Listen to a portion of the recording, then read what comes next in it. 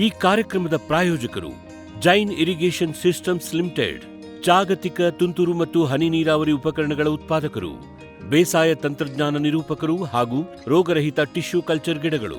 ವೀಕ್ಷಕರೇ ನಮಸ್ಕಾರ. ನಾವು ಸುರೇಶ್ ಬಲ್ನಾಳ್ ಅವರನ್ನು ಮಾತಾಡಿಸ್ತಾ ಇದ್ವಿ ಆಗಿತ್ತು. ಕಳೆದ 4-5 ಕಂತುಗಳಲ್ಲಿ ಅವರ ಕಾರ್ಯಕ್ರಮಗಳನ್ನು ಕೊಟ್ಟಿದ್ವಿ. ಕಾಳುಮೆಣಸಿನ ಬಗ್ಗೆ, ಬೇಸಾಯದ ಬಗ್ಗೆ ಪ್ರತಿಯೊಂದು ವಿಷಯವನ್ನು ತುಂಬ ಸೂಕ್ಷ್ಮವಾಗಿ, ತುಂಬ ಕೂಲಂಕುಷವಾಗಿ ಎಲ್ಲ ರೀತಿಯ ಮಾಹಿತಿಗಳನ್ನು ಪಡ್ಕೊಳ್ತಾ ಇದ್ವಿ. ಅವರೇ ನಮಗೆ ಹೇಳ್ತಾ ಇದ್ರು, ಏನಪ್ಪ ಅಂದರೆ ನಾನು ಒಂದು ವಿಷಯ ಹೇಳಿದ್ರೆ ಅದಕ್ಕೆ ನೀವು 5 ಪ್ರಶ್ನೆ ಕೇಳ್ತೀರಾ ಅಂತ ಅಂದ್ಕೊಂಡು, ನಾವು 5 ಪ್ರಶ್ನೆ ಕೇಳಿದ್ರೆ ಅದಕ್ಕೆ ಅವರು 5 ರೀತಿಯ ಉತ್ತರವನ್ನು ಕೊಡ್ತಾರೆ. ಅಷ್ಟೊಂದು ಅನುಭವ ಅವರಿಗಿದೆ. ಸೊ ಇವತ್ತಿನ ಕಂತಿನಲ್ಲಿ ವಾಪಸ್ಸು ಮತ್ತೆ ಅವರನ್ನು ಮಾತಾಡಿಸಿ, ಅವರದ್ದು ಏನಪ್ಪ ಅಂತಂದರೆ ಕಾಳುಮೆಣಸು ಯಾವಾಗ ಇದನ್ನು ಮಾಡಿ ಅದನ್ನು ಒಣಗಿಸಿ ಕರಿ ಕಾಳುಮೆಣಸನ್ನು ಮಾರ್ತಾಯಿದ್ರು. ಆದರೆ ಇತ್ತೀಚೆಗೆ ಅವರಿಗೆ ಏನಪ್ಪ ಅಂದರೆ ಬೇರೆಯವರು ಹೇಳಿದ್ದು ಅಥವಾ ಮಾರ್ಕೆಟಿಗೆ ಹೋದಾಗ ನೋಡಿದ್ದು ಎಲ್ಲದರಿಂದ ಪ್ರೇರೇಪಿತವಾಗಿ ಬೋಳುಕಾಳು ಕೂಡ ಮಾಡ್ತಾಯಿದ್ದಾರೆ. ಸೊ ಕಾಳುಮೆಣಸಿನ ಸಾದಾ ಸಂಸ್ಕರಣೆ ಯಾವ ರೀತಿ ಮಾಡ್ತಾರೆ, ಇವರು ಬೋಳುಕಾಳನ್ನು ಹೇಗೆ ಮಾಡ್ತಾರೆ, ಹೇಗೆ ಮಾಡಬೇಕು ಅನ್ನೋದ್ರ ಬಗ್ಗೆ, ಜೊತೆಗೆ ಒಟ್ಟಾರೆ ಇವರ ತೋಟದ ಇಳುವರಿ ಹೆಂಗಿದೆ. ಆಮೇಲೆ ಇನ್ನೊಂದು ಮುಖ್ಯವಾಗಿ ಏನಪ್ಪ ಅಂತಂದರೆ, ನಾವು ಇವ್ರದ್ದು ಸಾಮಾನ್ಯವಾಗಿ ಎಲ್ಲ ಕಡೆ ನೋಡಿರ್ತೀರ, ತೆಂಗಲ್ಲಿ ಕಾಳುಮೆಣಸು ಹಾಕಿದ್ದಾರೆ, ಅಡಿಕೆಯಲ್ಲಿ ಕಾಳುಮೆಣಸು ಹಾಕಿದ್ದಾರೆ, ಕೆಲವೊಬ್ಬರು ಕಾಡು ಮರಗಳಿಗೆ ಸಿಲ್ವರ್ ಓಕ್ ಇರ್ಬೋದು, ರಬ್ಬರ್ ಇರ್ಬೋದು, ಅದಕ್ಕೆಲ್ಲ ಹಾಕಿದ್ದಾರೆ. ಇವರು ಹಾಕಿದ್ದಾರೆ. ಇವ್ರದ್ದು ಸ್ಪೆಷಲ್ ಏನಪ್ಪ ಅಂತಂದರೆ, ಬಹಳಷ್ಟು ವರ್ಷಗಳಿಂದ ಸಿಮೆಂಟ್ ಕಮ್ಮದಲ್ಲಿ ಕಾಳುಮೆಣಸನ್ನು ಹಾಕಿದ್ದಾರೆ, ಹಬ್ಸಿದ್ದಾರೆ.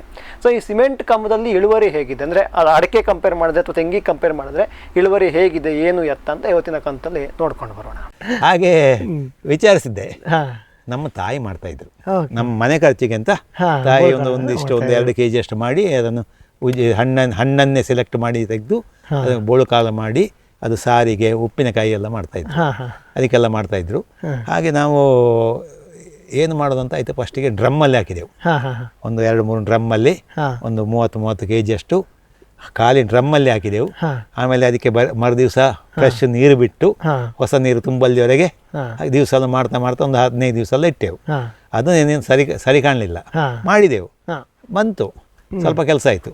ಆಮೇಲೆ ಮತ್ತೊಂದು ಐಡಿಯಾ ಆಯಿತು, ಅಂಗಳದಲ್ಲಿ ಟ್ಯಾಂಕ್ ಇದೆ, ಎಷ್ಟು 2 ಲಕ್ಷದ್ದು, ಅದಕ್ಕೆ ದಿವಸಕ್ಕೆ 1.5 ಲಕ್ಷ ಲೀಟ್ರು ಬರುತ್ತೆ ಹೋಗುತ್ತೆ. ಹಾಗೆ ಇದರಲ್ಲಿ ನೇತಾಡಿಸಿದ್ರೆ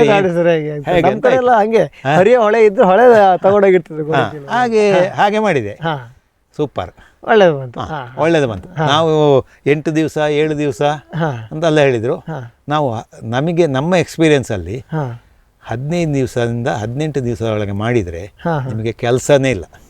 ಅಷ್ಟು ಕೆಂಪು ಸಿಪ್ಪೆಗಳೆಲ್ಲ ಹೋಗಿ ನಾವು ಒಂದು ಏನು ಹೊಯ್ಗೆ ಜಾಲಿಸುವಂತ ಜಾಲಿಗೆಯಲ್ಲಿ ಒಬ್ರು ಪೈಪಲ್ಲಿ ಫಾಸ್ಟ್ ನೀರು ಬಿಡೋದು, ನೀರಿದೆ, ಇಬ್ರು ಕೈಯಲ್ಲಿ ಈಗ ತಿಕ್ಕೋದು. ನಾವು ದಿವಸಕ್ಕೆ ಇಲ್ಲ 1 ಕ್ವಿಂಟಾಲ್ನಷ್ಟು ಮಾಡೋದು. 1 ಕ್ವಿಂಟಾಲ್ ಏನು ನಾವು ಹಾಕಿದ್ದು ಒಣಗುವಾಗ ಕಮ್ಮಿ ಆಗುತ್ತೆ. ನಮಗೆ ಇದು 35 kg ಬರುವಂತಹದ್ದು 28 kg ಬಂತು. 28 kg ಅದು ಒಳ್ಳೇದಂತೆ ಎಲ್ಲ ಕೇಳಿದೆ ನಾನು, ಎಲ್ಲ ಅದು ಸುಮಾರು ಜನ ಮಾಡುವವರ ಹತ್ರ ಎಲ್ಲ ಕೇಳಿದೆ, ತೊಂದರೆ ಇಲ್ಲ, ಒಳ್ಳೆ ರಿಕವರಿ ಅಂತ. ಅದರಲ್ಲಿ ಒಂದು ಸಂಗತಿ ಇದೆ, ನೀವು ಹಣ್ಣೆ ಹಾಕಿದರೆ ಹಣ್ಣಿನೊಟ್ಟಿಗೆ ಒಣಗಿದಿರ್ತದೆ ಅದು, ಮತ್ತೆ ಅದರಿಂದ ಅದು ಸ್ವಲ್ಪ ಕಪ್ಪಾಗಿ ಇರ್ತದೆ, ಸ್ವಲ್ಪ ಪಿಕ್ಕಿಂಗ್ ಮಾಡಬೇಕು. ಆದರೆ ನಮಗೆ ಅನುಭವ ಆಯಿತು. ಆದರೆ ಈ ರೇಟಲ್ಲಿ ನಮಗೆ 6 kg ಹೋಯ್ತಲ್ಲ, 6-7 kg ಹೋಯ್ತು ಒಂದು ಇದರಲ್ಲಿ. ಒಣಗಿಸಿದ್ರೆ ಒಂದು 35 kg ಆಗೋದು. ಮತ್ತೆ ಇದು ವರ್ಕ್, ಇದಕ್ಕೆ ರೇಟು ಇದಾದರೆ ಅಂದರೆ ಅದಕ್ಕೂ ನಮ್ಮ ಲೆಕ್ಕದಲ್ಲಿ ನಾನು ಹೇಳಿದೆ ಒಂದು 350 rupees ಈಗಿನ ರೇಟಲ್ಲಿ ಬೇಕು. ಅಂದರೆ 700 ಅಂತಾರೆ, 700 ಇದಕ್ಕೆ ಇದ್ರೆ ಬರೀ ಕಡಿಗೆ ಕಾಳುಮೆಣಸು ಸಿಗಿದ್ರೆ ಬೋಳು ಕಾಳಿಗೆ ಒಂದು 1150-1100 ಇದ್ರೆ ಒಂದು ಉತ್ಸಾಹದಲ್ಲಿ ಮಾಡಬಹುದು. ಯಾಕಂದ್ರೆ ಅದು ಟೈಮ್ ತಗೊಳುತ್ತೆ, ಲೇಬರ್ ಬೇಕು ಅಷ್ಟು. ನಮಗೆ ಅದೇ ಟೈಮಲ್ಲಿ ವೇಟು ಕಡಿಮೆ ಆಗಿರುತ್ತೆ, ಅದು ವೇಟ್ ತುಂಬಾ ಕಡಿಮೆ ಆಗುತ್ತೆ. ಅಷ್ಟೆಲ್ಲ ಇರುವಾಗ ನಮಗೆ ಒಂದು ಕೃಷಿಕರಿಗೆ ಯಾರಿಗೇ ಆಗಲಿ ಒಂದು ಉತ್ಸಾಹ ಬರಬೇಕಿದ್ರೆ ಅವನು ದುಡಿದಕ್ಕೆ ಪ್ರತಿಫಲ ಒಳ್ಳೆ ತರದ್ದು ಬೇಕು. ಅಲ್ಲಿಂದ ಅಲ್ಲಿಗೆ ಇದ್ರೆ ಅದಕ್ಕೆ ಯಾರು ಹೋಗ್ಲಿಕ್ಕಿಲ್ಲ. ಇದು ನಮಗೆ ಸುಲಭದಲ್ಲಿ ಆಗುತ್ತೆ ಅಲ್ಲ. ಹೌದು, ಎಷ್ಟೋ ಜನ ಕೇಳಿದೆ, ಯಾಕೆ ಮಡಚಿಡಿ ಓಪನ್ ಮಾಡಿ ತಿರುವಾಕಿ ಮತ್ತೆ ಮಡಚಿಡಿ ಮತ್ತೆ ಇದು ಆದಷ್ಟು ಬೇಗ ಆಗೋ ಕೆಲಸ. 15-20 ದಿವಸ ತಗೊಳ್ಳೋ ಏನು ಅಲ್ಲ, ಆಳುಗಳ ಖರ್ಚು ಜಾಸ್ತಿ ಇಲ್ಲ. ಆಮೇಲೆ ಇಷ್ಟು ಮಾತ್ರ ಅಲ್ಲ, ನಮ್ಮ ಏರಿಯಾದಲ್ಲಿ ಅದಕ್ಕೆ ಮಾರ್ಕೆಟಿಂಗ್ ಇಲ್ಲ, ಈಗ ಬೋಳ್ಕಾಳು ಇಲ್ಲ. ಅದಕ್ಕೆ ಎಲ್ಲರೂ ಹೇಳುದು ನೀವು ಮಾಡಿ, ಎಲ್ಲರೂ ಹೇಳೋದು, ನಾನು ಹೇಳಿದಲ್ಲ ಫಸ್ಟಿಗೆ ನೀವು ಮಾಡಿ, ಇಲ್ಲೇ ಮಾರ್ಕೆಟ್ ಆಗುತ್ತೆ. ಈಗ ಮಾರ್ಕೆಟ್ ಆಯ್ತು, ಈಗ ಕೇಳ್ತಾ ಇದ್ದಾರೆ ಅವರು. ಏನಂದ್ರೆ ಮಿನಿಮಮ್ ಬೆಲೆನಾ ಮೊನ್ನೆ 1075 ಕೇಳಿದ್ರು, 730 ಇತ್ತು. ಯಾವುದಕ್ಕೆ? ಕಪ್ಪು ಗಾಳಿಗೆ. $1075 ಕೇಳಿದ್ರು. ನೀವು ಹೇಳಿದಾಗ ಒಂದು 350 ರೂಪಾಯಿ ಜಾಸ್ತಿ ಆದಾಗ ಆಯಿತು, ಕೊಡ್ಬೋದಿತ್ತು. ನನಗೆ ಅಂದರೆ ಅದು ಫುಲ್ಲು ರೆಡಿ ಆಗಿ, ನಾನು ಹೇಳಿದೆ ಸ್ವಲ್ಪ ಕಪ್ಪು ಇದೆ ಪಿಕ್ಕಿಂಗ್ ಇದೆ ಅಂತ, ಪಿಕ್ಕಿಂಗ್ ಮಾಡಿಸಿದೆ, ಈಗ ರೆಡಿ ಇದೆ. ಈಗ $1100 ಬಂದರೆ ನಿಮಗೆ ಕೊಡ್ತೇನೆ ನಾನು. ಸರ್, ನಿಮಗೆ ಹಿಂದಿನ ವರ್ಷ ಒಳ್ಳೆ ಬೆಲೆ ಇತ್ತು, ಕಾಳುಮೆಣಸು ಅದ್ಭುತವಾಗಿ ಬಂದಿತ್ತಲ್ವಾ? ಎಷ್ಟಕ್ಕೆ ಮಾರಿದ್ರ ಅಥವಾ ಇನ್ನೂ ಇತ್ತು? ಅಲ್ಲ, ನಮ್ದು ಏನು ಗೊತ್ತಾ, ನಮಗೆ ಹಸಿವೆ ಜಾಸ್ತಿ, ಅಂದರೆ ಇಂಪ್ರೂವ್ಮೆಂಟ್ ಕೆಲಸ ಆಗ್ತಾ ಇದೆ. ಆದ ಕಾರಣ ಕಾಳುಮೆಣಸನ್ನು ಹೇಗೆ ಅಂತ ಹೇಳಿದರೆ, ನಾವು ಎಲ್ಲರಿಗೂ ಹೇಳುವಂಥದ್ದು ಅಂದರೆ ನಮಗೆ ಏನು ಉಪಯೋಗ ಇದೆ, ಹಣದ ಅವಶ್ಯಕತೆ ಇದೆ, ಆವಾಗ ನಾವು ಬೇರೆ ದಾರಿಗೆ ಹೋಗದೆ, ಲೋನ್ ಮಾಡದೆ ನಮ್ಮದೇ ಹಣದಲ್ಲಿ ಮಾಡಿದರೆ ನಮಗೆ ಕೆಲಸನೂ ಆಗುತ್ತೆ. ಇಷ್ಟು ಬರಬೇಕು ಅಂತ ಕಾದರೆ ಬರುವಾಗ 10 ವರ್ಷ ಅಥವಾ 3 ವರ್ಷ 5 ವರ್ಷ ಆದರೆ 5 ವರ್ಷ ವೇಸ್ಟ್ ಆಯಿತು. ಮತ್ತು ನಿಮಗೆ ಕಾಸ್ಟು ನೀವೇ ಗೊತ್ತಲ್ಲ, ಪ್ರತಿ ವರ್ಷವೂ 10 to 20% ಹೆಚ್ಚಿಗೆ ಆಗ್ತಾ ಇದೆ. ಹಾಗೆ ನಾನು ಹಾಗೆ ಕಾಳುಮೆಣಸು ಕೊಡ್ತಾನೆ ಇರ್ತೇನೆ. ಅಡಿಕೆ ನನಗೆ ಕಳೆದ ವರ್ಷ 525 ಕೊಟ್ಟೆ. ಅಲ್ಲ, 525, 75, 600, 670 ಕೊಟ್ಟಿದ್ದೆ. ಕೊಟ್ಟಿದೆ. ಈ ವರ್ಷ ಕೊಡ್ಬೇಕಷ್ಟೇ. ಲಾಸ್ಟ್ ಇಯರ್ದೆಲ್ಲ ಖಾಲಿ ಆಗಿದೆ. ಅಷ್ಟು ಕೆಲಸನೂ ಆಗಿದೆ. ಒಂದು ಟ್ಯಾಂಕ್ ಆಯಿತು, ಅದಾಯಿತು, ಇದಾಯಿತು. ಇಲ್ಲಿ ತೋಟಕ್ಕೆಲ್ಲ ಇದರೊಟ್ಟಿಗೆ ನಿಮ್ಗೆ ಇನ್ನೊಂದು ಹೇಳಲಿಕ್ಕೆ ಬಿಟ್ಟು ಹೋಯ್ತು ನನಗೆ. ಏನಂದ್ರೆ ತೋಟಕ್ಕೆಲ್ಲ ಮಣ್ಣು ಹಾಕ್ಸಿದ್ದೇನೆ. 4 ಬುಟ್ಟಿ ಎಲ್ಲ ಹಾಕ್ಸಿದ್ದೇನೆ, ಅಲ್ಲಿ ಟ್ಯಾಂಕಲ್ಲಿ ಸಿಕ್ಕಿದ್ದು. ಅಲ್ಲ, ಆಮೇಲೆ ಇದೊಂದು ನಮ್ಮ ವೀಕ್ಷಕರಿಗೆ ಹೇಳ್ಬಿಡ್ತೀನಿ ಏನಪ್ಪ ಅಂದರೆ, ಇವರದ್ದು ಇಲ್ಲಿ ಇಷ್ಟೊಂದು ಮಳೆ ಬರೋದಕ್ಕೆ ಅಡಿಕೆ ಬೇರುಗಳೆಲ್ಲ, ಅಡಿಕೆಯೆಲ್ಲ ಮಣ್ಣೆಲ್ಲ ಹೋಗಿ ಬೇರೆಲ್ಲ ಮೇಲೆ ಕಾಣ್ತಿರ್ಬೇಕಾದ್ರೆ ಮಣ್ಣು ಹಾಕ್ಸೋ ಒಂದು ಪ್ರಶ್ನೆ ಬರ್ತದೆ. ನಮ್ಮ ಕಡೆ ಬಯಲುಸೀಮೆ ರೈತರು ಮಣ್ಣು ಹಾಕ್ಸ್ಕೊಂಡು ಅಡಿಕೆ ಹಿಡಿಮುಡಿಗೆ ಆಗೋದು ಭಾಳ ಉಂಟು. ಅದಕ್ಕೆ ಹೇಳ್ಬಿಟ್ಟು ಆಮೇಲೆ ಕೇಳಿದ್ರೆ, ಸರ್ ಅವರು ಅಷ್ಟು ಒಳ್ಳೆ ರೈತರು ಸರ್, ಅವರೇ ಮಣ್ಣು ಹಾಕಿದ್ದಾರೆ, ನಾವು ಮಣ್ಣು ಹಾಕಬಾರ್ದು ಅಂತ ಕೇಳೋದು. ಅದಕ್ಕೆ ಹೇಳ್ಬಿಟ್ಟೆ ಅವರಿಗೆ. ನೋಡಿ, ನಮ್ಮಲ್ಲಿ ಎಲ್ಲಿಯೂ ಸಮೇತ ಬೇರೆ ಮೇಲೆ ಕಾಣೋದಿಲ್ಲ. ಮತ್ತೆ ಬುಡಾನು ಅಷ್ಟೇ ಎತ್ತರಾಗಿ ಕಾಣೋದಿಲ್ಲ. ನೀವು ಇಷ್ಟೆಲ್ಲ ಮಾಡಿದ್ದೇನಪ್ಪ ಅಂತಂದ್ರೆ ಕಾಳುಮೆಣಸಿಂದ ಅಥವಾ ಒಟ್ಟಾರೆ ಕೃಷಿಯಿಂದ ಬಂದಿರೋ ದುಡ್ಡಲ್ಲಿ ಇಲ್ಲಿ ತೊಡಸ್ಕೊಂಡು ಮಾಡಿರೋದು. ಖಂಡಿತ. ಯಾಕಂತ ಹೇಳಿದ್ರೆ ನಮ್ಮ ಪ್ರತಿಯೊಂದಕ್ಕೂ ನಮಗೀಗ ಯಾವುದೇ ಲೋನ್ ಇಲ್ಲ. ಲೋನ್ ಮಾಡಿಯೇ ಮಾಡಿದವರು, ಆದರೆ ಲೋನಿನ ಅವಶ್ಯಕತೆ ಇಲ್ಲ. ಆದ ಕಾರಣ ಕೃಷಿ ಮಾಡಿ ನಮಗೆ ಏನೊಂದು ಜೀವನ ಖಂಡಿತವಾಗಿ ಸಾಗಿಸ್ಬೋದು. ಯಾಕಂದ್ರೆ ಅದನ್ನೊಂದು ಪ್ರೊಫೆಷನಲ್ ಆಗಿ ಮಾಡಬೇಕು. ಅದು ಒಂದು ಏನು ಹಾಬಿ ಅಂತ ಮಾಡಬಲ್ಲ, ಅದು ಒಂದು ಉದ್ಯಮವಾಗಿ ಮಾಡಬೇಕು. ವಿಶ್ವದಾದ್ಯಂತ ಪೇಟೆಂಟ್ ಪಡೆದ ನ್ಯಾನೋ ತಂತ್ರಜ್ಞಾನದಲ್ಲಿ ತಯಾರಾದ ನೂವಾಲ್ಗಿ ದ್ರಾವಣ. ನೂವಾಲ್ಗಿ ಉಪಯೋಗಿಸಿದ ಮೇಲೆ ತುಂಬಾ ಇಳುವರಿನೂ ಬಂದಿದೆ. ಕಾಳುಮೆಣಸಿಗಂತೂ ಬಹಳ ಚೆನ್ನಾಗಿ ಬರುತ್ತೆ. ರೇಷ್ಮೆ ಎಲೆನೂ ಚೆನ್ನಾಗಿ ಬರ್ತಾ ಇದೆ. ಗಿಡಗಳು ತುಂಬಾ ಚೆನ್ನಾಗಿ ಬೆಳವಣಿಗೆ ಆಯಿತು. ಯಾವುದೇ ರಾಸಾಯನಿಕ ಅಥವಾ ವಿಶೇಷ ಗೊಬ್ಬರಗಳ ಗೊಡವೆ ಇಲ್ಲದೆ ಎಲ್ಲ ಬೆಳೆಗಳಲ್ಲಿ ಉತ್ತಮ ಗುಣಮಟ್ಟದ ಅಧಿಕ ಫಸಲನ್ನು ಪಡೆಯಿರಿ. ಯಾವಾಗಲೂ ನನ್ನ ಇರೋವರೆಗೂ ನೀವು ಅಲ್ಲಿಗೆ ಅಂತೂ ಬಿಟ್ಟು ಬಾಳಲ್ಲ ಅಂತ ಒಂದು ಭರವಸೆ ಕೊಡ್ತೀನಿ. ಬ್ಯಾರಿಕ್ಸ್ ಹಂಟರ್ ಫೆರ್ಮೋನ್ ಟ್ರಾಪ್ಸ್ನೊಂದಿಗೆ ರೇನೋಸಾರಸ್ ದುಂಬಿ ಮತ್ತು ಕೆಂಪು ಮೂತಿ ಹುಳುಗಳಿಂದ ತೆಂಗು, ತಾಳೆ, ಅಡಿಕೆ ಮರಗಳ ಸಂರಕ್ಷಣೆ. ತರಕಾರಿ ಮತ್ತು ಹಣ್ಣಿನ ಬೆಳೆಗಳಲ್ಲಿ ಹಣ್ಣಿನ ನೊಣಗಳ ನಿಯಂತ್ರಣಕ್ಕೆ ಬ್ಯಾರಿಕ್ಸ್ ಕ್ಯಾಚ್ ಫ್ರೂಟ್ ಫ್ಲೈ ಹಾಗೂ ವೆಜಿಟೇಬಲ್ ಫ್ಲೈ ಟ್ರ್ಯಾಪ್.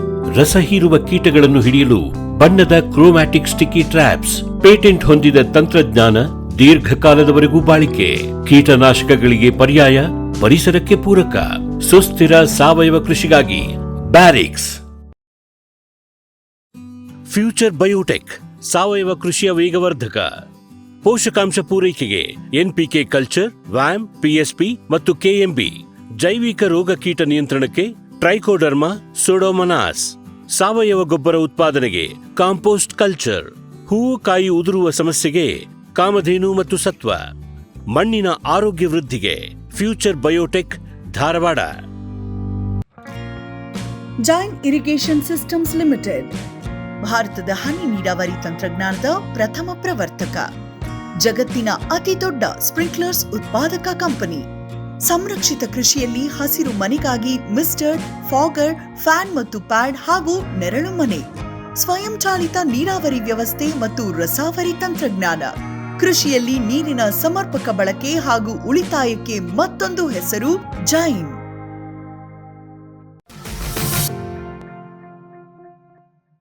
ಸರ್, ಈಗ ಅಂದರೆ ನಿಮ್ಮ ಎಕನಾಮಿಕ್ಸಿಗೆ ಹೋಗೋಕ್ಕಿಂತ ಮುಂಚೆ ಇನ್ನೊಂದು ಪ್ರಶ್ನೆ ಕೇಳ್ಬಿಡ್ತೀನಿ. ಕಾಳುಮೆಣಸಲ್ಲಿ ಕೆಲವೊಬ್ರು ರೈತರು ಹೇಳೋದು, ಕೆಲವೊಬ್ಬರು ನೋಡಿದ್ದು ಹೆಂಗಂದರೆ, ಒಂದು ವರ್ಷ ಅದ್ಭುತ ಇಳುವರಿ ಬಂದರೆ ಮುಂದಿನ ವರ್ಷ ಆ ಬಳ್ಳಿ ಬಡವಾಗತ್ತೆ ಅಂತ ಬಡವಾಗೋದುಂಟು, ಆ ಬಳ್ಳಿ ಅಷ್ಟು ಇಳುವರಿ ಬರಲ್ಲ ಅಥವಾ ಆ ಬಳ್ಳಿಗೆ ರೋಗಕ್ಕೆ ಹೆಚ್ಚಿಗೆ ತುತ್ತಾಗೋದುಂಟು ಅಂತ ಕೇಳಿದ್ವಿ. ಅದು ನೀವು ಅಬ್ಸರ್ವ್ ಮಾಡಿದ್ದೀರಾ ಅಥವಾ ಹೇಗೆ ಏನು ಅಂತ? ಇಳುವರಿಯಲ್ಲಿ ಸ್ವಲ್ಪ ಒಂದು 10% ಹೆಚ್ಚು ಕಮ್ಮಿ ಆಗ್ಬೋದು. ಆದರೆ ಬಳ್ಳಿ ವೀಕ್ ಆಗೋದು ಅಂದರೆ ಅದು ಅವರ ಮ್ಯಾನೇಜ್ಮೆಂಟಲ್ಲಿ ತಪ್ಪಾಗಿರೋದು ಹೊರತು. ಸೊ ನೀವು ಪ್ರತಿ ಗಿಡಕ್ಕೂ ಅದು ಇಳುವರಿ ಎಷ್ಟೇ ಕೊಡಲಿ, ಇಳುವರಿ ಅಂದರೆ ಜಾಸ್ತಿ ಕೊಟ್ಟರು ಸೇಮ್ ಕೊಡ್ತೀರಾ, ನಾರ್ಮಲ್ ಕೊಟ್ಟರೆ ಕಡಿಮೆ ಕೊಟ್ಟರೆ ಅವು ಮುಂದೆ ಏನಾದ್ರು ಬೇಕಾದ್ರೆ ಮಾಡ್ಕೊಂಡಿರ್ತಾರೆ ಅವ್ರದ್ದು. ಈಗ ಅಲ್ಲ ಅಲ್ಲಿ ನಮ್ಮ ಏನು ಮೂಡಿಗೆರೆ ಸಕಲೇಶ್ಪುರದವರೆಲ್ಲರೂ ಹೇಳ್ತಾರೆ, ಒಂದು ಸೈಡಲ್ಲಿ 1 ವರ್ಷ ಬೆಳೆ, ಇನ್ನೊಂದು ಸೈಡಲ್ಲಿ 1 ವರ್ಷ. ನಮಗೆ ಆಗಲ್ಲ, ಇಲ್ಲಿ ಆಗಲ್ಲ. ನಮ್ಮ ಇಲ್ಲಿ ಎಲ್ಲರಿಗೂ ಆಗಲ್ಲ. ಅದು ನಮ್ಮ ದಕ್ಷಿಣ ಕನ್ನಡದಲ್ಲಿ ಇರ್ಬೋದು ಅಥವಾ ಎಲ್ಲ ಅವರ ಪ್ರಾಕ್ಟೀಸ್ ಇಂದ ಇರ್ಬೋದು.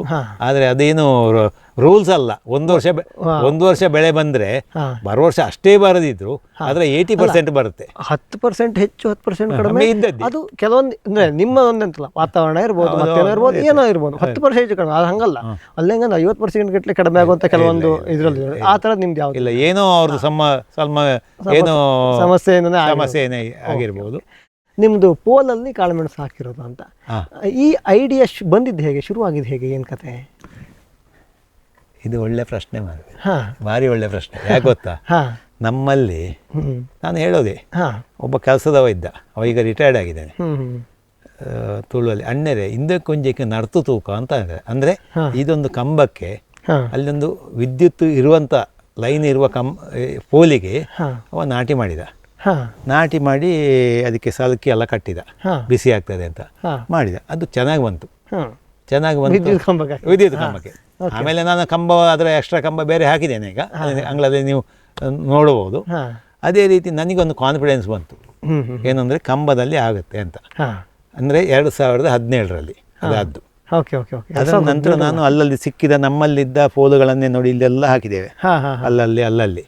ಇದೆಂದರೆ ಪ್ರೊಫೆಷನಲ್ ಇದೆಲ್ಲ ನೋಡಿದ್ರೆ ಪೋಲ್ಗಳ ಕಂಡಂಗೆ ಕಾಣ್ತಿಲ್ಲ, ನಮ್ದು ಆ ಪೈಪ್ಗಳು ಬರ್ತಿದ್ವು. ಅಲ್ಲಲ್ಲ, ಇದು ಪೈಪ್, ಇದು ಸಿಮೆಂಟ್ ಪೈಪಿನ ಒಳಗೆ ರಾಡ್ ಹಾಕಿ ಪೈಪ್ ಹಾಕಿ ನಮ್ಮ ಸೋಲಾರ್ ಡ್ರೈಲರಿಗೆ ಮೊದಲೇ ಮಾಡಿದ್ದು. ಅದನ್ನು ನಾನು ಫ್ಯಾಬ್ರಿಕೇಶನ್ ಮಾಡುವಾಗ ಅದನ್ನು ರಿಮೂವ್ ಮಾಡಿದೆ, ಅದನ್ನ ಎಲ್ಲ ಹಾಕಿದೆ. ಇವೆಲ್ಲ ಅಂದ್ರೆ ಸಿಮೆಂಟ್ ಕಂಬ ಅಲ್ಲ, ಇವೆಲ್ಲ ಅಂತದ್ದು ಇಲ್ಲಿ ಕೆಲವೇ ಇರೋದು. ಆಮೇಲೆ ನಮ್ಮ ಹತ್ರ ಒಂದು 300ರ ಮೇಲೆ ಯಾವುದು ಪೋಲೆ ಇದೆ ಈಗ, ಸಿಮೆಂಟ್ ಪೋಲು. ಆವಾಗ ನಮಗೆ ತೋಟ ಎಲ್ಲ ಮಾಡುವಾಗ ಏನು ಅನಿಸಿತು ಅಂದರೆ ಎಲ್ಲದಲ್ಲಿ ಮೆಣಸು ಹಾಕಿ ಆಗಿದೆ, ಅಡಿಕೆಯಲ್ಲಿ ಒಂದು ಬಿಟ್ಟು ಒಂದು ಹಾಕೋದು ಅಂತ ಇತ್ತು. ಆಮೇಲೆ ಈಗ ಫೈಬರ್ ದೋಂಟಿ ಬಂತು ಹಾರ್ವೆಸ್ಟಿಂಗಿಗೆ, ಅಡಿಕೆ ಸ್ಪ್ರೇಗೆಲ್ಲ ಮರ ಹತ್ತುವ ಅವಶ್ಯಕತೆನೇ ಇಲ್ಲ. ಅಲ್ಲಿ ಏನು ಮಾಡಿ ರೋಡ್ ಮಾಡಿದೇವಲ್ಲ, ರೋಡ್ ಸೈಡಲ್ಲಿ ಒಂದು ಚಂದ ಇರಬೇಕು ಅಂತ ಆಯ್ತು ಶೋಕೆ. ಹಾಗೆ 2 ಸೈಡಲ್ಲಿ ಪೋಲ್ ಹಾಕಿದೆವು. ಪೋಲ್ ಹಾಕುವಾಗ ನಮಗೆ ಎಕ್ಸ್ಪೀರಿಯನ್ಸ್ ಇತ್ತಲ್ಲ, ಅದು ಕ್ಲಿಕ್ ಆಯಿತು. ಕ್ಲಿಕ್ ಆದ ಕೂಡಲೇ ನನಗೆ ಅನಿಸಿತು, ಆ ತೆಂಗಿನ ಮರದ ಸೈಡಲ್ಲಿ ಜಾಗ ಇದೆ, ಅಲ್ಲಿ ಬೇರೆ ನೀವು ನಾವು ಅಲ್ಲಿ ನೋಡ್ತಾ ಇದ್ವಿ. ಆಕ್ಚುಲಿ 2 ರಬ್ಬರ್ ಮರದ ನಡುವೆ 1 ರಬ್ಬರ್ ಮರ ಹೋಗಿದೆ ಇರಬೇಕು, ಅಲ್ಲಿ ನೀವು ಪೋಲ್ ಹಾಕಿದ್ದೀರಿ, ಅಲ್ಲಿ ಒಳ್ಳೆ ಬಂದಿದೆ, ಸಖತ್ ಬಂದಿದೆ. ಅದ ಎಲ್ಲ ಕಡೆ ನಾವು ಎಲ್ಲಿ ಜಾಗ ಇದೆ ಅಲ್ಲಿ ಹಾಕಿದ್ದೇವೆ. ಅದರೊಟ್ಟಿಗೆ ಮತ್ತೊಂದು ಮಾತು ಬರುತ್ತೆ, ನಿಮಗೆ ಪೋಲು ಕಾಸ್ಟ್ಲಿ ಅಲ್ವಾ ಅಂತ. ಅದು ಸ್ವಲ್ಪ ನಾವು ಆಲೋಚನೆ ಮಾಡುವಂಥ ವಿಷಯ. ಹೇಗೆ ಕಾಸ್ಟ್ಲಿ ಅಂತ, ನೀವು ಈ ಅಡಿಕೆ ಸಸಿ ನೆಟ್ಟು ಕಡಿಮೆಯಲ್ಲಿ 4 ರಿಂದ 5 ವರ್ಷ ಕಾಯಬೇಕು ಬಳ್ಳಿ ಹಾಕೋಕೆ. ಬಳ್ಳಿ ಉತ್ಪತ್ತಿ ಬರೋ ತನಕ ಆಗೋದಕ್ಕೆ ಇನ್ನೊಂದು 2-3 ವರ್ಷ ಕಾಯಬೇಕು. ಇದು ಇಮಿಡಿಯೇಟ್ ನಿಮಗೆ ಪೋಲ್ ಹಾಕಿ, ಪೋಲಿಗೆ ಎಷ್ಟಾಗುತ್ತೆ ಲೇಬರ್ ನೋಡಿ, 800 ರೂಪಾಯಿ ಇದೆ, 600-800 ರೂಪಾಯಿ. ಯಾವ್ದು ಸರ್, ಎಷ್ಟಾಗುತ್ತೆ ಸರ್ ಪೋಲಿಗೆ? ಹೆಂಗೆ ಪೋಲಿಗೆ ಅದು 15 ಅಡಿ, ಈಗ 14 ಅದಿಗೆ 900 ರೂಪಾಯಿಗೆ ಸಿಗ್ತಾ ಇದೆ. 900 ರೂಪಾಯಿ. ನಾನು ಅಲ್ಲಿ ಹಾಕಿದ್ದಕ್ಕೆ ನಮಗೆ 1500 ಆಗಿದೆ. ತನಕ ಫುಲ್ ಎಲ್ಲ ಅಲ್ಲ, ಅಲ್ಲಿಗೆ ತರುವಲ್ಲಿವರೆಗೆ ಹಾಕುವಾಗ 2000 ಆಯ್ತು. 2000 ಆದರೆ ಎಷ್ಟು ಆಳು ಸಂಬಳ ಆಯ್ತು? 2000 ಅಂದ್ರೆ 3 ಆಳು ಸಂಬಳ. ಅಲ್ಲಿಗೆ ಮುಗೀತಲ್ಲ. ಮತ್ತೆ ಅದು ಕಟ್ಟಾಗ್ಲಿಕ್ಕಿಲ್ಲ, ಪ್ರೂನಿಂಗ್ ಇಲ್ಲ, ಎಂತದು ಇಲ್ಲ, ಅದಕ್ಕೆ ಲೇಬರ್ ಅವಶ್ಯಕತೆನೇ ಇಲ್ಲ, ಅದು ಗೊಬ್ಬರ ಹಾಕ್ಬೇಕು ಅಂತ ಏನಿಲ್ಲ. ಆವಾಗ ನಿಮಗೆ ನನ್ನ ಮಾತಲ್ಲಿ ನಾನು ಇಲ್ಲಿ ಹೇಳ್ತೇನೆ, ನೀವು ಒಂದು 10 ಪೋಲ್ ಹಾಕಿ ನೋಡಿ, ನಿಮಗೆ ಅನುಭವ ಬರುತ್ತೆ, ಮಾಡಿ ಅಂತ. ಈಗ ತುಂಬಾ ಜನ PUC ಅದೆಲ್ಲ ಮಾಡ್ತಾ ಇದ್ದಾರೆ. ಆದರೆ ಎಲ್ಲದಕ್ಕಿಂತ ಒಳ್ಳೇದು ನಮಗೆ ನ್ಯಾಚುರಲ್ ಮರಗಳೇ ಒಳ್ಳೇದು. ಅದು ನಮಗೆ ಒಂದು ಗ್ರೀನರಿ, ನಾವು ಇದೆಲ್ಲ ಮಾಡೋದು, ಅದರಿಂದ ಉತ್ಪನ್ನ ಬರ್ತದೆ. ಜಾಗ ಒಳ್ಳೇದಿದ್ದವ ಅಥವಾ ಸಸಿ ಇದ್ದವ ಸರಿ. ಇದು ನಮ್ಮ ಜಾಗ ಎಲ್ಲಿ, ಯಾವ ಜಾಗ ನಮಗೆ ನೋಡಿ 14 ಎಕರೆಯಲ್ಲಿ ಜಾಗ ಮುಗೀತು ಅಂತ ಆಯ್ತು. ಈ ಪೋಲಾಗ ಮುಗಿಲಿಲ್ಲ, ದಾರಿ ಪಕ್ಕ ಅಲ್ಲ, ಅದು ಮುಗಿಲಿಲ್ಲ. ಯಾಕಂದ್ರೆ ಎಲ್ಲಿ ನಮಗೆ ಒಂದು 9 ಬೀಟಿನ ಜಾಗ ಸಿಗ್ತದ ಅಲ್ಲಿ ಹಾಕ್ತೇವೆ. ಹೌದು, ಎಷ್ಟು ಅಂತರಕ್ಕೆ ಹಾಕಿದ್ದೀರಾ? ಒಂದು ದಾರಿಯಲ್ಲಿ ಹಾಕಿದ್ದಾದ್ರೂ ಎಷ್ಟು ಅಂತರ? ನಾವು ದಾರಿಯಲ್ಲಿ ಹಾಕಿ ಅಲ್ಲ, ನಾವು ಅಲ್ಲಿ ದಾರಿಯಲ್ಲಿ ಒಂದು ಅಡಿಕೆ ಮರ ಬಿಟ್ಟು ಒಂದು ಹಾಕಿದ್ದು. ಅಂದರೆ 9 ಫೀಟ್ ಇದೆ ಅದು. 9 ಮತ್ತೆ 9 ಬಿಟ್ಟು ಮತ್ತೊಂದು ಡಿಸ್ಟೆನ್ಸ್ ತುಂಬಾ ಇದೆ. ಅದರೊಟ್ಟಿಗೆ ಅದಕ್ಕೆ ಅಡಿಕೆ ಮರದಲ್ಲಿಯೂ ಇದೆ. ಆದ ಕಾರಣ ಡಿಸ್ಟೆನ್ಸ್ ಹತ್ರನೇ ಇದೆ ಅದು. ಅಂದರೆ ಇನ್ನೂ ಜಾಗ ಇಲ್ಲ ಅದರಲ್ಲಿ. ಅಲ್ಲಿ ಇದು ಹಾಕಿದ್ದು 1 ರೋ ಆದರೆ ನಾವು 8.5 ಫೀಟಲ್ಲಿ ಹಾಕ್ಬೋದು. ಯಾವುದು ಒಂದೇ ರೋದಲ್ಲಿ ಹಾಕೊಂಡು ಹೌದು, 8.5 ಫೀಟಲ್ಲಿ ಹಾಕಿದರೆ ನಡೆಯುತ್ತೆ. ಇಲ್ಲದಿದ್ದರೆ ನೀವು ಅದರದ್ದೇ ತೋಟ ಮಾಡೋದಿದ್ರೆ 9 ಫೀಟ್ ಆಗಬೇಕು. 9 ಫೀಟ್ ಅಡಿಕೆ ಇದ್ದಷ್ಟೇ. ನಾವು ನಮ್ಮ ಅಂಗಳದಲ್ಲಿರುವ ಫಸ್ಟ್ ನಾನು ಹೇಳಿದೆಲ್ಲ ಯಾವುದು ಸ್ಟಾರ್ಟಿಂಗ್ ಫಸ್ಟ್ ನೀವು ಹಾಕಿ ನೋಡಿ, ಇದೆ ನಮ್ದು ಫುಲ್ ಕವರ್ ಆಗಿದೆ. ಅದು ಫುಲ್ ಕವರ್ ಆದ್ದು ಮಾತ್ರ ಅಲ್ಲ, ಅದನ್ನ ನಾವು ನೋಡಿದ್ರೆ ಹೆಂಗೆ ಅಂತಂದ್ರೆ ಅದು ಪೋಲ್ ಅಂತ ಕಾಣೋದೇ ಇಲ್ಲ. ಏನೂ ಕಾಣೋದಿಲ್ಲ. ನಾನು ಫಸ್ಟ್ ನೀವು ಮಾತಾಡ್ಬೇಕಾದ್ರೆ ನಾವು ಮಾತಾಡ್ಬೇಕಾದ್ರೆ ಹಂಗೆ ನೋಡ್ಕೊಂಡಿದ್ದೆ. ನಾನು ಕಾಳ್ಮೆಣಸು ಎಲ್ಲ ಗಿಡಕ್ಕೆ ಹಾಕಿದ್ರೆ ಹಂಗೆ. ಆಮೇಲೆ ನೀವು ಹೇಳಿದ್ಮೇಲೆ ಇದು ಸಿಮೆಂಟ್ ಪೋಲ್ ಅಂತ ಗೊತ್ತಾಗ. ಅದು ಈಗ ನಾವು ಈಗ ಸ್ಟ್ರೆಸ್ ಪೀರಿಯಡ್ ಅಲ್ಲಿ ಸ್ವಲ್ಪ ಇರೋದ್ರಿಂದ ಸ್ವಲ್ಪ ಇದು ಬಳ್ಳಿ ಎಲ್ಲ ಪೂರ್ಣ ಬಿಸಿಲಲ್ಲಿದೆ, ಬಿಸಿಲಲ್ಲಿದೆ, ಬಗ್ಕೊಂಡಿದೆ. ನೀವು ಲಾಸ್ಟಿಗೆ ನಾಡ್ದು ಗರಿ ಬಿಡ್ಲಿಕ್ಕೆ ಆಗುವಾಗ ಲಾಸ್ಟ್ ಇಯರ್ ನಾವು ಅಳತೆ ಮಾಡಿದ್ದೇವೆ. ಹೀಗೆ 7.5 ಫೀಟು ಇಲ್ಲಿಂದ ಇಲ್ಲಿಗೆ 6.5 ಫೀಟ್ ಇತ್ತು. ಹಾಗಂದ್ರೆ ಒಂದೊಂದು ಸೈಡಲ್ಲಿ ಆಗಲ್ಲ. ಆವಾಗ ನೀವು 6 ಫೀಟ್ 7 ಫೀಟಲ್ಲಿ ಹಾಕಿದ್ರೆ ನಿಮಗೆ ಇದೇ ರೀತಿಯ ಮಕ್ಕದ್ದು ಬರಬೇಕಲ್ಲ. ಬರಬೇಕು ಅಂತಲೇ ನಾವು ಕೃಷಿ ಮಾಡೋದೇನು ಒಳ್ಳೇದಾಗಬೇಕು. ಹಾಗಿರುವಾಗ ನಾನು ಹೇಳ್ತೇನೆ 8.5 ಇಂದ 9 ಫೀಟ್ ಇಡಲೇಬೇಕು. ಹೆಚ್ಚಿನವರು 7 ಫೀಟಲ್ಲೆಲ್ಲ ಹಾಕ್ತಾ ಇದ್ದಾರೆ. ಆದ್ರೆ 2 ಫೀಟ್ ಹಾಕ್ಬಿಟ್ರು ನೀವು ಅಲ್ಲಿ ಬಂದಂಗೆ ಬಂದ್ಬಿಟ್ರೆ 7 ಫೀಟ್ ಅಂದ್ರೆ ಬಹಳ ಕಡಿಮೆ. ನಾವು ಒಳಗಡೆ ಹೋಗಕ್ಕೆ ಜಾಗ ಇರಲಿಲ್ಲ ಸರ್. ನಾನು ಬೇರೆ ವಿಡಿಯೋಸ್ ಎಲ್ಲ ನೋಡಿದ್ದೆ ಕೇರಳದಲ್ಲಿ ಎಲ್ಲ, ಅವರು 6 ಫೀಟಿಗೆ ಹಾಕಿದ್ದಾರೆ. ಈಗಲೇ ಒಂದಕ್ಕೊಂದು ಮುಟ್ತಾ ಇದೆ. ಆದರೆ ನಿಮಗೆ ಗಾಳಿ ಬೆಳಕು ಸರಿ ಇಲ್ಲದಿದ್ರೆ ಮತ್ತೆ ರೋಗ ಬರೋದು ಇಳುವರಿ ಎಲ್ಲ ಸಮಸ್ಯೆಗಳಿದೆ.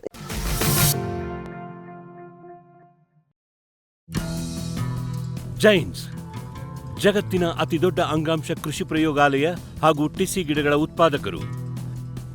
ಸಮೃದ್ಧ ಇಳುವರಿಗೆ ಜೈನ್ ಜೀನೇನ್, ಯಾಲಕ್ಕಿ, ನೇಂದ್ರನ್ ಹಾಗೂ ಕೆಂಪು ಬಾಳೆ ಸಸಿಗಳು, ದಾಳಿಂಬೆ, ಭಗವತಳಿಯ ರೋಗಮುಕ್ತ ಸಸಿಗಳು, ಲಕ್ನೋ 49 ಪೇರಳೆ, ಸ್ಟ್ರಾಬೆರಿ ಇತ್ಯಾದಿ ಗಿಡಗಳು ಯೋಗ್ಯ ಬೆಲೆಯಲ್ಲಿ. ಅಂಗಾಂಶ ಕೃಷಿಯ ಜಾಗತಿಕ ಬ್ರ್ಯಾಂಡ್ ಜೈನ್. ಗ್ರೀನ್ ಪ್ಲಾಸ್ಟ್ ಐಎಸ್ಐ ಪ್ರಮಾಣೀಕೃತ ಪರಿಶುದ್ಧ HDPE Jio membrane pond ಲೈನರ್ಗಳು.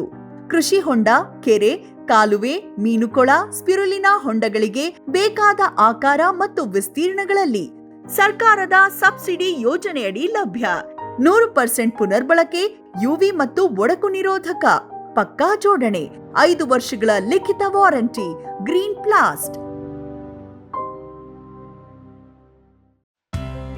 Megha solar energy solutions ಸುಲಭ ಲಭ್ಯ, ಕೈಗೆಟುಕುವ, ಸ್ವತಂತ್ರ, ಸುಸ್ಥಿರ ಭವಿಷ್ಯದ ಗ್ರೀನ್ ಎನರ್ಜಿ ಉಪಾಯ. ನಿರಂತರ ಉಚಿತ ನೀರಾವರಿಗೆ Megha solar pump set, roof top solar, solar CC camera ಮತ್ತು ಸೋಲಾರ್ ಬೀದಿ ದೀಪಗಳು, ಡ್ರಿಪ್, ಸ್ಪ್ರಿಂಕ್ಲರ್, ಇರಿಗೇಷನ್ ಮತ್ತು ಫರ್ಟಿಗೇಷನ್ ಆಟೋಮೇಷನ್. ತೋಟಗಾರಿಕೆ, ಕ್ರೆಡಲ್ ಹಾಗೂ ಸೂರ್ಯಘರ್ ಸಬ್ಸಿಡಿ ಯೋಜನೆಯಡಿ ಅಂಗೀಕೃತ. ಮೇಘಾ ಆಗ್ರೋಟೆಕ್. ಸಮೃದ್ಧ ಸಾವಯವ ಗೊಬ್ಬರ, ಎಂಎಸ್ಜಿಪಿ ಮತ್ತು ಕೆಸಿಡಿಸಿ ಉತ್ಪಾದನೆ, ಫಾರ್ಮ್ ಟಿವಿಯಿಂದ ಸರಬರಾಜು. ಅತಿ ಕಡಿಮೆ ಬೆಲೆಗೆ ಅತ್ಯುತ್ತಮ ಗೊಬ್ಬರ. ಇಲ್ಲ ಭಾರಲೋಹ, ಕೃಷಿ ವಿಶ್ವವಿದ್ಯಾಲಯದಿಂದ ಪರೀಕ್ಷಿತ. ಸಾವಯವ ಇಂಗಾಲ, NPK, PH, EC ಎಲ್ಲ ನಿಗದಿತ ಮಿತಿಯಲ್ಲಿ. ಅಡಿಕೆ, ತೆಂಗು, ಬಾಳೆ, ಕಾಫಿ, ದಾಳಿಂಬೆ, ದ್ರಾಕ್ಷಿ, ಕಬ್ಬು, ಭತ್ತ, ಜೋಳ, ಹತ್ತಿ ಹೀಗೆ ಎಲ್ಲಾ ಬೆಳೆಗಳಿಗೂ ಪ್ರಶಸ್ತ. ಜೀವಂತ ಮಣ್ಣು, ಸಮೃದ್ಧ ಬೆಳೆ, ಅತ್ಯಧಿಕ ಲಾಭಕ್ಕೆ ಬಳಸಿ ಸಿಟಿ ಕಾಂಪೋಸ್ಟ್. ಇಳುವರಿ 2 ಕಂಪೇರ್ ಮಾಡಿದ್ರೆ ಅಡಿಕೆ ಮರದಷ್ಟೇ ಬರ್ತದೋ ಕಡಿಮೆ ಬರ್ತದೋ ಹೇಗೆ ಅಂತ ನಾನು ಹಾಗೆ ಹೇಳಿದೆ. ಆಗ ಅಲ್ಲಿ ಒಂದು ನಿಮ್ಮ ಹಿಂದೆ ಮಾತಾಡುವಾಗ ಹೇಳಿದೆ, ಅದಕ್ಕೆ ಪಾಲುದಾರರು ಇಲ್ಲ ಅಂತ. ಅದರಲ್ಲಿ ಹೈಯೆಸ್ಟ್ ಇಲ್ಡ್ ಬರೋದು. ಓಕೆ, ನೀವು ಏನೇ ಗೊಬ್ಬರ, ಯಾಕಂದ್ರೆ ನೀವು ಗೊಬ್ಬರ ಕೊಟ್ಟರೆ ಏನು ಗೊಬ್ಬರ ಕೊಟ್ಟರು ಕಾಳುಮೆಣಸಿಗೆ ಏನೇ ಸ್ಪ್ರೇ ಮಾಡಲಿ, ಏನೇ ನೀರು ಕೊಟ್ಟರು ಎಲ್ಲ ಕಾಳುಮೆಣಸಿಗೆ ಅದ್ಭುತವಾದ ಇಳುವರಿ ಜಾಸ್ತಿ ಬರ್ತದೆ. ಅದರ ಒಟ್ಟಿಗೆ ನಾನು ಇನ್ನೂ ಟ್ರೈ ಮಾಡಿಲ್ಲ. 24 ಗಂಟೆ ಫುಲ್ ಏರಿಯಾದಲ್ಲಿ ಮಾಡಿದರೆ ಹೇಗೆ ಬರುತ್ತೆ ಅಂತ ನನಗೆ ಗೊತ್ತಿಲ್ಲ. ಆಮೇಲೆ ಈಗೆಲ್ಲ ಮಾಡ್ತಾ ಇದ್ದಾರೆ, ಪಾಲಿ ಮೇಲಿಂದ ಮಿಸ್ಟ್ ಬ್ಲೋವರ್ ಎಲ್ಲ ಹಾಕಿ ಇದು ಮಾಡಿ ಎಲ್ಲ ಮಾಡ್ತಾರೆ. ಅದೆಲ್ಲ ಮಾಡಬಹುದು. ಪೋಲ್ ಹಾಕಿದ್ರೆ ಮಾಡಬಹುದು. ಅದು ಅವರವರಿಗೆ ಬಿಟ್ಟದ್ದು, ಅವರ ಏನಾಗುತ್ತೆ ಗೊತ್ತಿಲ್ಲ. ನೀವು ಮತ್ತೆಲ್ಲಾದ್ರೂ ಹೊಸದಾಗಿ 2 ಎಕರೆ ಜಮೀನು ತಗೊಂಡು ಮಾಡೋದಿದ್ರೆ ಮಾಡಿ ನೋಡಬಹುದು. ಪ್ಲಾನ್ ಇದೆಯಾ ಅಂದ್ರೆ ಅಷ್ಟು ಸ್ಯಾಟಿಸ್ಫ್ಯಾಕ್ಷನ್ ಇದೆಯಾ ನಿಮಗೆ? ಅಲ್ಲ, ಪೋಲಲ್ಲಿ ಇದೆ ಅಲ್ವಾ? ಇದೆ, ಓಕೆ, ಪೋಲಲ್ಲಿ ಇದೆ. ಆದರೆ ನೀವು ಏನು ಗೊತ್ತಾ, ನೀವು ಯಾವ ವೆರೈಟಿಗೆ ಹೋಗ್ತೀರಿ ಅಂತ ಹೇಳೋದು ಮುಖ್ಯ. ಯಾಕೆ ಅಂದ್ರೆ ಪನೀರ್ ಒಂದು ಸರಿ ಆಗೋದಿಲ್ಲ. ಅಲ್ಲ, ಪನೀರ್ ಒಂದೇ ಬೆಸ್ಟ್. ಪನೀರ್ ಒಂದೇ ಬೆಸ್ಟ್ ಇರೋದಲ್ಲಿ ಅಲ್ಲ, ಬಾಕಿ ಬೆಸ್ಟ್ ಇರ್ಬೋದು, ಆದ್ರೆ ಅದೆಲ್ಲ 4 ವರ್ಷ 3 ವರ್ಷ 5 ವರ್ಷ ಆಗಿದೆ ಅಷ್ಟೇ ಬಂದು, ಅದು ಹೇಳಲಿಕ್ಕೆ ಬರೋದಿಲ್ಲ. ಇದು ಬಹಳ ವರ್ಷದಿಂದ ಇದೆ ಪನೀರ್. ಹೌದು, ಇಷ್ಟು ಜನ ಮಾಡ್ತಾ ಇದ್ದಾರೆ. ನಿಮ್ಮಲ್ಲಿ ಎಷ್ಟು ಚಂದ ಬಂದಿದೆ ಪನೀರ್ ಅಂದ್ರೆ ನಾನು ಹೇಳಿದೆ ಅಂದ್ರೆ ಅಡಿಕೆ ಮರದ ಪಕ್ಕ ನೆರಳಲ್ಲೂ ಬಂದಿದೆ, ಸಂಪೂರ್ಣ ಬಿಸಿಲಲ್ಲೂ ಬಂದಿದೆ. ನಮಗೆ ಡಾಕ್ಟರ್ ವೇಣುಗೋಪಾಲ್ ಸರ್ ಹೇಳಿದ್ರು ಪನೀರಲ್ಲೇ ಈ ರೀತಿ ಬಂದಿಲ್ಲ ಅಂತ. ಅಂದ್ರೆ ಪನೀರಲ್ಲಿಗಿಂತ ಇಲ್ಲ ಚೆನ್ನಾಗಿ ಅಲ್ಲ, ಅಲ್ಲಿ ಪನೀರಲ್ಲಿ ಆ ಏರಿಯಾದಕ್ಕೆ ನಮ್ಮ ಈ ವಾತಾವರಣಕ್ಕೆ ಚೆನ್ನಾಗಿ ಬಂದಿದೆ. ಓಕೆ ಓಕೆ ಸರ್, ಇದು ಒಂದಿಷ್ಟು ಇದರದ್ದು ಯಾವುದಾಯ್ತು, ಒಂದಿಷ್ಟು ಕಾಳುಮೆಣಸಿಂದು. ಈಗ ಕಾಳುಮೆಣಸಿನ ಎಕನಾಮಿಕ್ಸ್ಗೆ ಬರುವ, ಯಾಕೆಂದ್ರೆ ನಮ್ಮ ರೈತರು ನಿಮ್ಮನ್ನು ಇಷ್ಟೆಲ್ಲ ಮಾತಾಡ್ಸಿ ಒಂದು 5-6 ಎಪಿಸೋಡ್ ಆಗಿರ್ಬೋದು ಗೊತ್ತಿಲ್ಲ ನನಗೆ, ಇಷ್ಟೆಲ್ಲ ಮಾತಾಡಿಸಿ ನಿಮ್ಮ ಲಾಸ್ಟಿಗೆ ಎಕನಾಮಿಕ್ಸ್ ಕೇಳದೆ ಹೋದ್ರು ಯಾಕೆ ಹೇಳಿಲ್ಲ, ಯಾಕೆ ಮಾಡಿಲ್ಲ, ಅದು ಮಾಡಲೇಬೇಕಿತ್ತು ಅಂತ. ಅದಕ್ಕೆ ಕಾಳುಮೆಣಸಿಂದ ನಿಮಗೆ ಒಟ್ಟಾರೆ ಒಂದು ವರ್ಷದ್ದು ಎಷ್ಟು ಖರ್ಚಾಗುತ್ತೆ ಸರ್? ಬರೀ ಕಾಳುಮೆಣಸಿಗೆ ಹೇಳು. ಕಾಳುಮೆಣಸಿಗೆ ಅದು ನಮಗೆ ಏನು ಗೊತ್ತಾ, ನಮ್ದು ಎಲ್ಲಾ ವಿಷಯಗಳು ಇರೋದ ಕಾರಣ ಡೈರೆಕ್ಟ್ ಆಗಿ ಯಾವುದೂ ನಾವು ಲೆಕ್ಕ ಇಲ್ಲ. ನಾವು ಏನ್ ಮಾಡ್ತೇವೆ ಅಂದ್ರೆ ಟೋಟಲ್ ಎಷ್ಟು ಹಾಕಿದ್ದೇವೆ, ಟೋಟಲ್ ಅಡಿಕೆಗೆ, ಕಾಳುಮೆಣಸಿಗೆ, ತೆಂಗಿಗೆಲ್ಲ ಎಲ್ಲ ಸೇರಿ ಎಷ್ಟು ಖರ್ಚಾಗತ್ತೆ ಸರ್? ಬರೇ ಬೇಸಾಯಕ್ಕೆ ನಾನೀಗ ಮಣ್ಣು ಹಾಕಿರೋದು ಅಥವಾ ಕೆರೆ ಕಟ್ಸಿರೋದ್ ಬಗ್ಗೆ ಮಾತಾಡ್ತೇನೆ, ಅದು ಸ್ಪೆಷಲ್ ನಿಮ್ದು. ಅಲ್ಲ, ನಾನು ಒಂದು ಕಂಬದ ಲೆಕ್ಕ ಹೇಳ್ತೇನೆ, ಕಂಬದ ಮಾತ್ರ. ಬಾಕಿದ್ದೆಲ್ಲ ನಾನು ಹೇಳುವ ಸ್ಥಿತಿಯಲ್ಲಿ ಇಲ್ಲ, ಯಾಕಂದ್ರೆ ನಂತರ ಅದರ ನನ್ನ ತಲೆಯಲ್ಲಿ ಇಲ್ಲ. ನಾವು ಹಾಗೆ ಆಲೋಚನೆ ಮಾಡೋದಿಲ್ಲ. ಇಲ್ಲಿ ಬಂದವರು ತುಂಬಾ ಜನ ಕೇಳ್ತಾರೆ, ಈ ಕಂಬದಲ್ಲಿ ಎಷ್ಟು ಬರ್ಬೋದು ಅಂದ್ರೆ ನಾಟಿ ಮಾಡುವುದಕ್ಕಿಂತ ಮೊದಲೇ ಕೇಳ್ತಾರೆ. ಅಂದ್ರೆ ಯಾಕೆ ಕೇಳೋದಂದ್ರೆ ಅವರಿಗೆ ಫಸ್ಟಿಗೆ ಬೇಕದು, ಆದ್ರೆ ಅವರು ಅದನ್ನೇ ಹಿಡ್ಕೊಳ್ಬಾರ್ದು. ನಮಗೆ ಒಂದು ಅಲ್ಲಿ 3 ಪೋಲಲ್ಲಿ 8 ಫೀಟಲ್ಲಿ ನಮಗೆ 15.5 kg ಬಂದಿದೆ. 15 kg ಒಂದು ಅಂದ್ರೆ ಅವರೇಜ್ 5 kg ಬಂತು, ಹೆಚ್ಚು ಕಡಿಮೆ. ಹಾಗಂತ ಹೇಳಿ ನಾವು ಎಕ್ಸ್ಪೆಕ್ಟೇಷನ್ 1.5 2 kg ಹಿಡ್ಕೊಂಡ್ರೆ ಸಾಕು. ಕಂಬದ್ದು ಅಡಿಕೆ ಮರದಲ್ಲಿ ಸರ್ ಎಷ್ಟು ಬರ್ತದೆ? ಹೆಂಗೆ ಒಣಗಿದೆ ಹಸಿ ಇರೋದಿಲ್ಲ. ನಮ್ಮ ಇದು ಅಲ್ಲಿ ಮನೆ ಕರೆಂಟ್ ಇದರಲ್ಲಿ ಈ ವರ್ಷ 18 kg ಬಂದಿದೆ, 18 kg ಒಣಗಿದ್ದು ಬಂದಿದೆ. 2017 ಹಾಕಿದ್ದು ಆಗಿದೆ. ಅದು ಈ ಸಲ ನಮಗೆ ಎಷ್ಟು 60 kg 68 kg ಎಷ್ಟು ಬಂದಿದೆ ಹಸಿಯಲ್ಲಿ. ಅದು ಸ್ವಲ್ಪ ಕೊಯ್ಯುವ ಸ್ವಲ್ಪ ಆಚೆದನ್ನು ಇದಕ್ಕೆ ಹಾಕಿ ಸ್ವಲ್ಪ ಕನ್ಫ್ಯೂಷನ್ ಮಾಡಿಬಿಟ್ಟ. ನಾನು ಬೇರೆ ಅಡಿಕೆ ಹೆಂಗೆ ತೆಗಿಬೋದು ಅಂದ್ರೆ ಒಂದು ಮರದಿಂದ ಎಷ್ಟು ತೆಗಿಬೋದು ಸರ್ ಅಡಿಕೆಯಲ್ಲಿ? ಅಡಿಕೆಯಿಂದ ನಿಮಗೆ 2.5 3 kg ಎವರೇಜ್ ತೆಗಿಬೋದು. ಎವರೇಜ್ ಆರಾಮ್ ತೆಗಿಬಹುದು. ನಾವೀಗ ರಬ್ಬರಲ್ಲೆಲ್ಲ ಕೆಲವು ಮರದಿಂದ 15 kg ತೆಗೆದಿದ್ದೀವಿ. ಯಾಕಂದ್ರೆ ಅದು ದೊಡ್ಡ ಸಿಲಿಂಡರ್ ದೊಡ್ಡ, ಆಮೇಲೆ ಹೈಟ್ ಜಾಸ್ತಿ. ತೆಂಗಿನ ಮರದಲ್ಲಿಯೂ ಹಾಗೆ ನಮಗೆ ಎವರೇಜು ಸಣ್ಣದು ದೊಡ್ಡದೆಲ್ಲ ಸೇರಿ ಒಂದು 6 kg ಬಂದಿದೆ. 6 kg ಎಲ್ಲದೂ ಸೇರಿ ಎವರೇಜ್ 6 kg ಬಂದಿದೆ. ಹಾಗಂತೇಳಿ ನಮ್ಮ ಹತ್ರ ಈಗ ಸಣ್ಣ ಬಳ್ಳಿಗಳ ಸಂಖ್ಯೆ ಜಾಸ್ತಿ ಇದೆ. ಈ ಬಳ್ಳಿ ನಮ್ಮ ಹತ್ರ ಎಷ್ಟೋ 1000 ಇದ್ರೆ ಆ 1000ಕ್ಕೆ ನಾವು 3 kg 6 kg ಅಂತ ಹೇಳುವಾಗಿಲ್ಲ. ಎಲ್ಲ ಎವರೇಜ್ ಅಲ್ಲಿ ಒಂದು ದೊಡ್ಡದು ಇದಾವೆ, ತುಂಬಾ ಹೈಟ್ ಹೋಗಿದ್ದು ಇದಾವೆ, ಸಣ್ಣದಿರೋ ಎಲ್ಲವೂ ಈಲ್ಡ್ ಬರ್ಲಿಕ್ಕೆ ಇರುವಂತದ್ದು ಇದೆ. ನಾವು ಏನಾಗಿರ್ಬೇಕು ಅಂತ ಕೃಷಿಯಲ್ಲಿ ನಾವು ಮಾಡೋದು ಮುಖ್ಯ. ಫಲ ನಾವು ಮಾಡಿದ ಹಾಗೆ ಬಂದೇ ಬರುತ್ತೆ. ಆವಾಗ ನಮಗೆ ಆ ಕಾನ್ಫಿಡೆನ್ಸ್ ಬೇಕು. ಅಂದ್ರೆ ಇದು ಸಾಕು, ಇದು ಬರುತ್ತೆ. ಮತ್ತೆ ನಾನು ಹೇಳಿದಲ್ಲ, ನಾವು ಸಹ ಒಮ್ಮೆಗೆ ಯಾವುದೇ ಫರ್ಟಿಲೈಸರ್ ಅಥವಾ ಇದು ಆರ್ಗ್ಯಾನಿಕ್ ತುಂಬಾ ಕೊಡ್ಲಿಕ್ಕೆ ಹೋಗ್ಲಿಲ್ಲ. ನೋಡ್ತಾ ಬಂದಿರೋದು ಪ್ರಾಕ್ಟೀಸ್ ಅಂತಲೂ ಇನ್ನು ಕೆಲವೊಂದಿಷ್ಟು ಮರಗಳಿದಾವೆ ಎಲ್ಲ. ಸರ್ ಒಟ್ಟಾರೆ ಎಷ್ಟು ತೆಗೆದಿದ್ದೀರಾ ಸರ್ ಕಾಳುಮೆಣಸು? ಹೆಂಗೆ ಒಣದೆ ಹಸಿ ಬೇಡ, ಒಣದೆ ಒಟ್ಟೆ ಟೋಟಲ್ ನಿಮ್ಗೆ ಎಷ್ಟು ಕಾಳುಮೆಣಸಿನ ಹಿಂದಿನ ವರ್ಷದ ಕಾಳುಮೆಣಸಿನ ಉತ್ಪಾದನೆ ಒಂದು ನಮಗೆ 5 ರಿಂದ 6 ಟನ್ ಬರುತ್ತೆ. 5 ರಿಂದ 6 ಟನ್ ಕಾಳುಮೆಣಸಿನ ಒಣ ಕಾಳುಮೆಣಸಿನ ಉತ್ಪಾದನೆ ಇದೆ.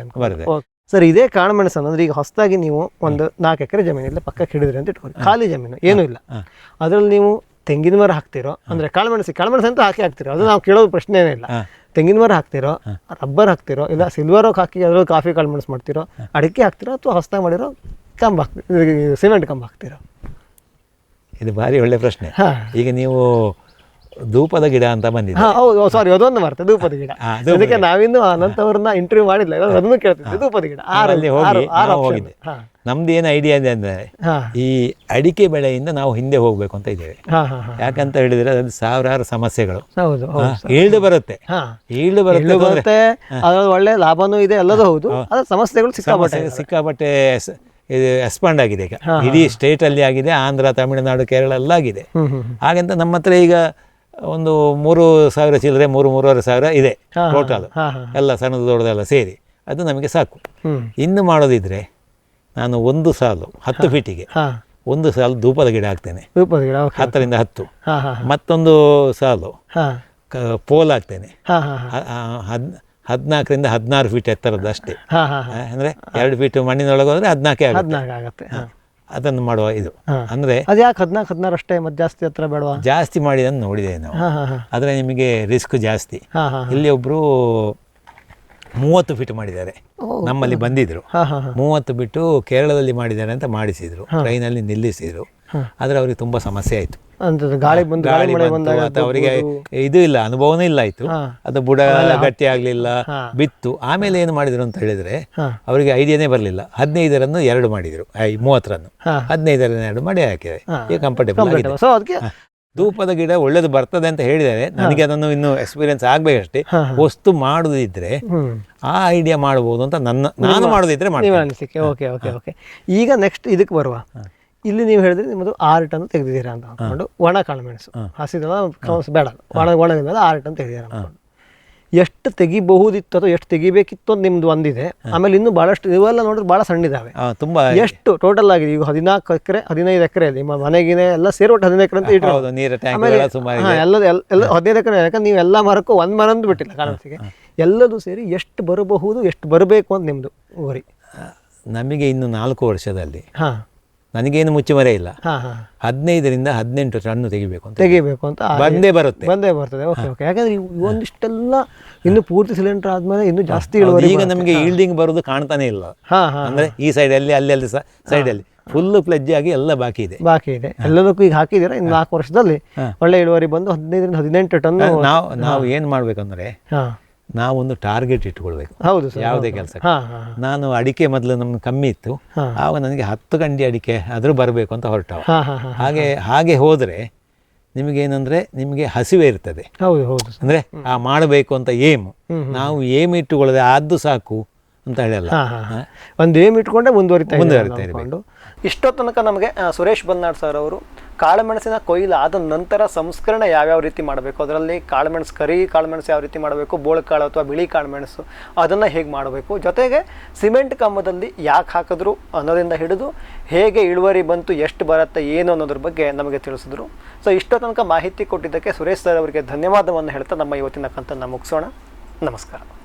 ಈ ಕಾರ್ಯಕ್ರಮದ ಪ್ರಾಯೋಜಕರು ಜೈನ್ ಇರಿಗೇಷನ್ ಸಿಸ್ಟಮ್ಸ್ ಲಿಮಿಟೆಡ್, ಜಾಗತಿಕ ತುಂತುರು ಮತ್ತು ಹನಿ ನೀರಾವರಿ ಉಪಕರಣಗಳ ಉತ್ಪಾದಕರು, ಬೇಸಾಯ ತಂತ್ರಜ್ಞಾನ ನಿರೂಪಕರು ಹಾಗೂ ರೋಗರಹಿತ ಟಿಶ್ಯೂ ಕಲ್ಚರ್ ಗಿಡಗಳು.